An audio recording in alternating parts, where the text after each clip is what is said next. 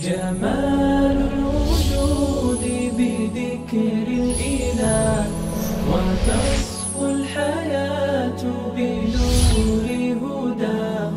جمال الوجود بذكر الإله وتصفو الحياة بنور هداه. بسم اللہ الرحمن الرحیم.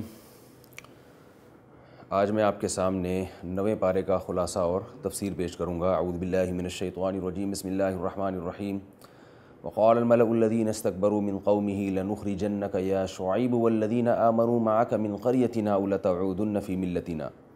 شعیب علیہ السلام کا واقعہ اس سے پچھلے والے پارے میں شروع ہوا تھا. شعیب علیہ السلام نے اپنی قوم کو سمجھایا کہ ناپ تول میں کمی مت کرو. قوم جواب میں کہتی ہے کہ قوم میں جو وڈیرے تھے، بڑے لوگ تھے، متکبر لوگ تھے، وہ شعیب علیہ السلام کو دھمکی دینے لگے. لنخرجنک یا شعیب والذین آمنوا معک من قریتنا. اے شعیب ہم تمہیں اپنی بستی سے نکال دیں گے. اللہ تعالیٰ فرماتے ہیں کہ شعیب علیہ السلام کی قوم نے بھی ان کی تکذیب کی. فأخذتهم الرجفہ. ان کو بھی ایک زوردار زلزلے نے پکڑا ہے اور وہ بھی اپنے گھر میں ہلاک ہو گئے. الذین کذبوا شعیبا کأن لم یغنوا فیہا. فرمایا جنہوں نے شعیب علیہ السلام کا انکار کیا وہ ایسے ہو گئے جیسے کبھی اس بستی میں کوئی قوم رہا ہی نہیں کرتی تھی، اور وہی خسارے والوں میں سے ہو گئے. شعیب علیہ السلام نے اس بستی سے منہ موڑا اور فرمایا کہ لقد ابلغتکم رسالات ربی. ہے میری قوم میں نے تو اپنا فرض ادا کر دیا، اپنے رب کا پیغام تم تک پہنچا دیا، میں اب تم پر کیسے افسوس کروں. اس کے بعد اللہ تعالیٰ نے اسی صورت میں حضرت موسیٰ علیہ السلام کا ذکر کیا ہے کہ فرعون سے ان کا مقابلہ ہوتا ہے. حضرت موسیٰ علیہ السلام فرعون کے دربار میں پہنچ کے اللہ کی بڑائی اور کبریائی بیان کرتے ہیں، اور فرعون آپ سے معجزوں کا مطالبہ کرتا ہے، نشانی کا مطالبہ کرتا ہے. بالآخر مشہور واقعہ ہے، جادوگروں سے مقابلہ ہوتا ہے اور حضرت موسیٰ علیہ السلام اس مقابلے میں فتح یاب ہوتے ہیں. جادوگروں کو فرعون لٹکا دیتا ہے.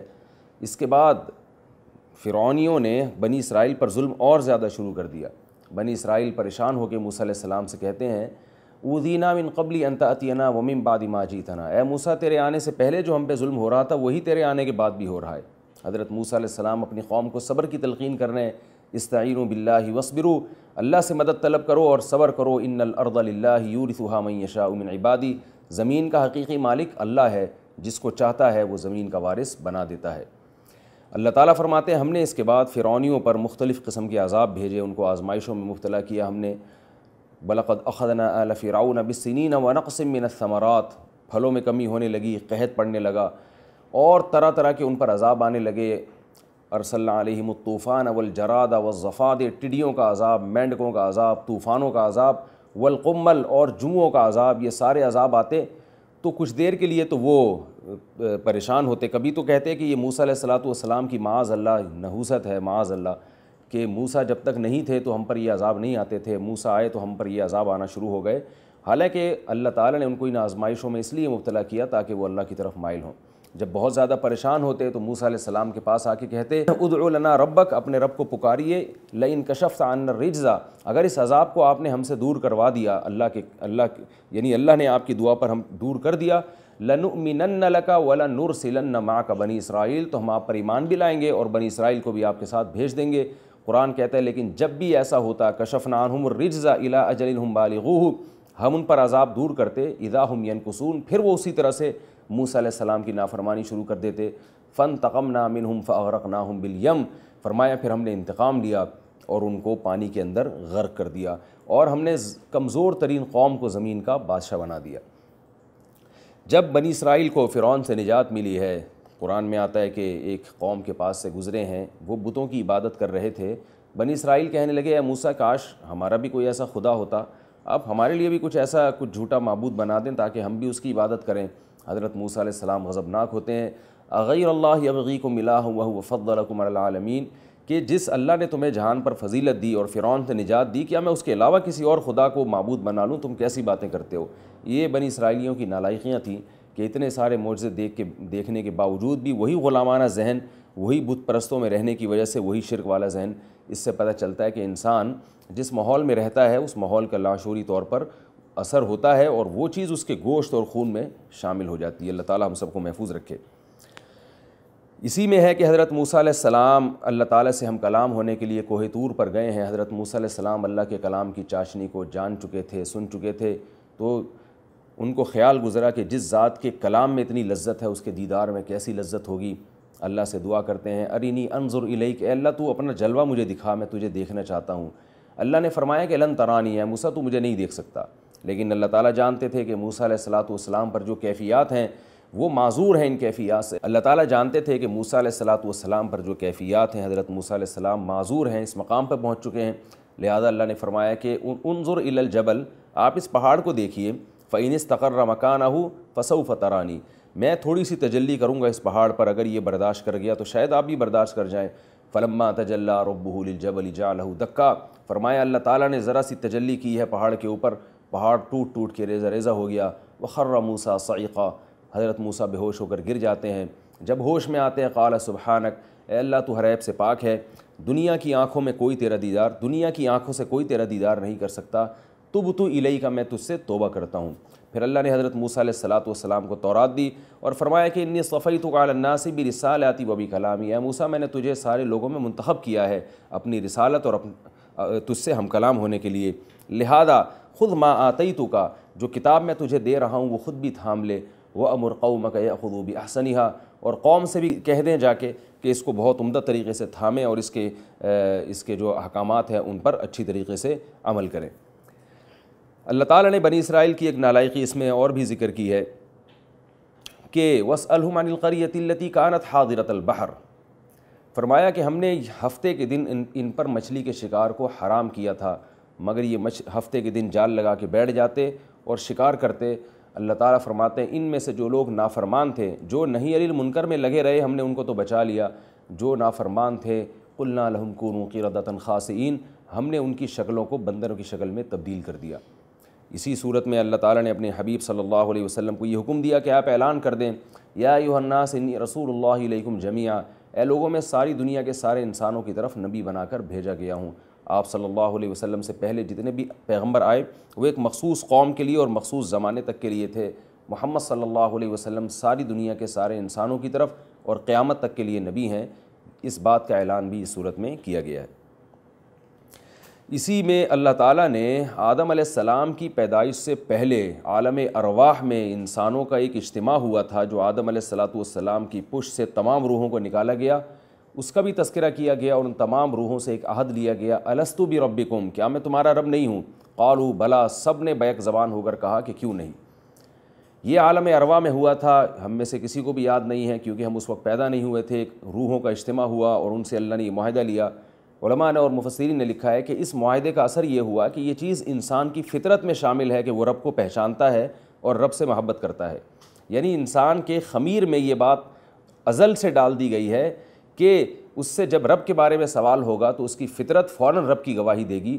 ہاں زمانے کی وجہ سے، شیطان کے بہکاوے کی وجہ سے وہ رب کا انکار کر دے یا رب سے محبت نہ کرے تو یہ ایک الگ بات ہے، لیکن انسان کی فطرت میں بلا کا لفظ داخل ہے کہ جیسے ہی اس سے پوچھا جائے گا کہ کون ہے تمہارا رب، کیا اللہ تمہارا رب نہیں ہے، تو بلا وہ کہیں گے کیوں نہیں رب ہے، شہیدنا، ہم سب اس پر گواہ ہیں۔ تو یہ اللہ تعالیٰ نے انسانوں سے معاہدہ لیا ہے اور اس معاہدے کے اثرات کیا ہیں کہ انسان کی جبلت اور فطرت میں رب کی پہچان اور اس کی توحید ڈال دی گئی ہے۔ مشرکین آپ صلی اللہ علیہ وسلم سے بار بار قیامت کے بارے میں پوچھا کرتے تھے، اس صورت میں یہ بھی بتایا گیا کہ ان کو کہہ دیجئے علمھا عند ربی، قیامت کا علم میرے رب کے پاس ہے، میں کوئی عالم الغیب نہیں ہوں۔ وَلَوْ كُنْتُ أَعْلَمُ الْغَيْبَ لَاسْتَكْثَرْتُ مِنَ الْخَيْرِ، اگر میرے پاس غیب کا علم ہوتا تو میں خیریں ہی خیریں جمع کر لیتا، وَمَا مَسَّنِيَ السُّوءُ، مجھے کبھی کوئی تکلیف نہ پہنچتی۔ ظاہر ہے انسان کو نہیں پتہ ہوتا کہ کل میرے ساتھ کیا ہونے والا ہے، وہ ایک چیز کو سامنے رکھ کر فیصلے کرتا ہے، اس کے ان فیصلوں میں غلطی ہوتی ہے اور اس کو نقصان پہنچتا ہے۔ اگر کسی کو ہر چیز کا علم ہو تو اس کے فیصلوں میں کبھی غلطی نہ ہو، تو آپ صلی اللہ علیہ وسلم کو حکم دیا گیا کہ آپ بتا دیں کہ میں غیب کا علم، اگر یہ ہر غیب سے مراد ہر چیز کا علم اگر میں رکھتا تو مجھے کبھی کوئی پریشانی نہ ہوتی۔ مجھے چونکہ ہر چیز کا علم نہیں ہے، بہت سی چیزوں کا اللہ نے مجھے علم دیا لیکن سب چیزوں کا نہیں دیا، انہی میں ایک قیامت بھی ہے جس کا علم اللہ کے سوا کسی کے پاس موجود نہیں ہے۔ اسی صورت میں اللہ تعالیٰ نے وہ لوگ جو تبلیغ کے راستے میں رکاوٹ بنتے ہیں اور تکلیفیں پہنچاتے ہیں ان کے بارے میں حکم دیا، خذ العفو وامر بالعرف، کہ درگزر سے کام لیجئے، کیونکہ تبلیغ صبر اور تحمل کے بغیر نہیں ہو سکتی۔ وَأْمُرْ بِالْعُرْفِ وَأَعْرِضْ عَنِ الْجَاهِلِينَ، اور یہ جو جہالت پہ اترے ہوئے لوگ ہیں، الٹے سیدھے اعتراضات کر رہے ہیں، آپ ان کے اعتراضات میں نہ پڑیں، اپنے آپ کو کنارہ کشی اختیار کریں۔ وَإِمَّا يَنزَغَنَّكَ مِنَ الشَّيْطَانِ نَزْغٌ، اور کبھی شیطان ورغلانے کی کوشش کرے، فَاسْتَعِذْ بِاللَّهِ، تو اللہ تعالیٰ سے پناہ مانگا کریں، انہ سمیع علیم، اللہ تعالیٰ کی پناہ مانگا کرے شیطان مردود سے، اللہ تعالیٰ سننے والا اور جاننے والا ہے۔ اور پھر اللہ نے بتایا کہ جو نیک لوگ ہیں، متقی لوگ ہیں، ان سے اگر کبھی خطا ہوتی ہے تو فوراً ان کو اللہ کی یاد آتی ہے اور وہ اپنی خطاؤں سے توبہ کرتے ہیں۔ یعنی بتا دیا گیا کہ تم تبلیغ کے مشن میں لگے رہو، کبھی تم سے بد اخلاقی ہو جائے تو مایوس نہ ہو، بلکہ توبہ کا دروازہ کھلا ہوا ہے۔ اور پھر اسی صورت میں حکم یہ بھی دیا گیا، اذا قرئ القرآن فاستمعوا له وانصتوا، سورہ اعراف کا آخری رکوع ہے کہ جب قرآن مجید کی تلاوت ہو تو اسے خاموشی سے غور سے سنو اور خاموش رہو، لعلکم ترحمون، تاکہ تم پر رحم کیا جائے۔ یہ قرآن مجید کا ادب ہے۔ اس کے بعد سورہ انفال شروع ہوتی ہے۔ انفال عربی میں نفل کی جمع ہے، نفل کسی بھی اضافی چیز کو کہتے ہیں، یہاں مال غنیمت مراد ہے۔ صحابہ کرام پوچھتے تھے کہ مال غنیمت کے کیا احکام ہیں، تو اس صورت میں مال غنیمت کے بارے میں بتایا گیا۔ ابتدائی صورت میں مومنین کی صفات بیان کی گئیں، انما المؤمنون الذین اذا ذکر اللہ وجلت قلوبہم، فرمایا حقیقی مومن وہ ہیں کہ جب اللہ کا ذکر کیا جاتا ہے ان کے دل دہل جاتے ہیں۔ وَإِذَا تُلِيَتْ عَلَيْهِمْ آيَاتُهُ، جب اللہ کی آیات ان پر تلاوت کی جاتی ہیں، زَادَتْهُمْ ایمانا، تو ان کا ایمان اور زیادہ بڑھ جاتا ہے، اور یہ لوگ اللہ پر اعتماد اور توکل بھی کرتے ہیں۔ اسی صورت میں اللہ تعالیٰ نے غزوہ بدر کا بھی ذکر کیا کہ رسول اللہ صلی اللہ علیہ وسلم قریش کے ایک قافلے کے تعاقب میں نکلے، ادھر ابو جہل کو پتہ چلا تو اس نے کافروں کے سرداروں کے ساتھ مل کر مسلمانوں سے لڑنے کے لیے ایک لشکر بھیجا۔ اللہ نے فرمایا وَعِيدْ يَعِدُكُمُ اللَّهُ إِحْدَى الطَّائِفَتَيْنِ أَنَّهَا لَكُمْ، مسلمان چاہتے تھے کہ وہ جو تجارتی قافلہ ہے ہم اس پر شب خون ماریں اور ہماری اس بڑے لشکر سے لڑائی نہ ہو، لیکن اللہ نے بڑے لشکر سے بدر میں لڑائی کروا دی، 313 کی 1000 سے۔ یہ ایک اتفاقی حادثہ ہو گیا۔ اللہ فرماتے ہیں یہ لڑائی ہم نے اس لیے کروائی تاکہ ان لوگوں کو پتہ چل جائے کہ اللہ مسلمانوں کے ساتھ ہے۔ اللہ کمزور مسلمانوں کو طاقتور کافروں پر فتح عطا فرمانا چاہتے تھے، اسی وجہ سے اللہ نے اس دن کو یوم فرقان کہا، ایسا دن جس نے حق اور باطل میں تمیز کر کے رکھ دی اور حق کو باطل سے جدا کر کے رکھ دیا۔ اسی صورت میں اللہ تعالیٰ نے اہل ایمان کو حکم دیا ہے، یا ایھا الذین آمنوا اذا لقیتم الذین کفروا زحفا فلا تولوہم الادبار، اے ایمان والو جب تمہاری دشمن سے لڑائی ہوا کرے میدان جنگ میں تو پیٹ پھیر کے نہ بھاگو، جو بھی اس دن پیٹ پھیر کے بھاگے گا شکست کھاتے ہوئے اور اپنے ساتھیوں کو میدان میں اکیلا چھوڑ کر، تو اس پر اللہ کا غضب نازل ہوگا، بہت بڑی سزا بیان کی گئی۔ اور یہ بھی بیان کیا گیا ان الذین کفروا ينفقون اموالهم ليصدوا عن سبیل اللہ، کہ وہ لوگ جو کافر ہیں وہ اللہ کی راہ سے روکنے کے لیے اور اسلام کی مخالفت کے لیے اپنا مال خرچ کرتے رہتے ہیں۔ لہذا اہل ایمان کی ذمہ داری ہے کہ جیسے اسلام دشمن قوتیں اسلام کو روکنے کے لیے مال خرچ کر رہی ہیں، تو اسلام سے محبت کرنے والے لوگ اسلام کو پھیلانے کے لیے اللہ کی راہ میں مال خوب خرچ کریں تاکہ اسلام دنیا میں پھلے پھولے۔ اور اسی صورت میں اللہ تعالیٰ نے بتایا کہ اسلام دشمن قوتیں جو تمہارا قلع قمع کرنے میں لگی ہوئی ہیں، تم اگر اللہ کے دین کو فالو کرو گے اور اللہ کے احکامات پر چلو گے تو یہ تمہارا کچھ بھی نہیں بگاڑ سکتے۔ کیوں؟ نعم المولا و نعم النصیر، اللہ تمہارا بہترین دوست اور مددگار ہے، بہترین دوست بھی ہے، و نعم النصیر، اور کیا ہی خوب مددگار ہے وہ تمہارا۔ اللہ تعالیٰ سے دعا ہے کہ اس پارے میں جتنے بھی احکام ہیں اللہ تعالیٰ ہمیں انہیں دل و جان سے قبول کرنے اور ان پر عمل پیرا ہونے کی توفیق عطا فرمائے۔ وما علینا الا البلاغ۔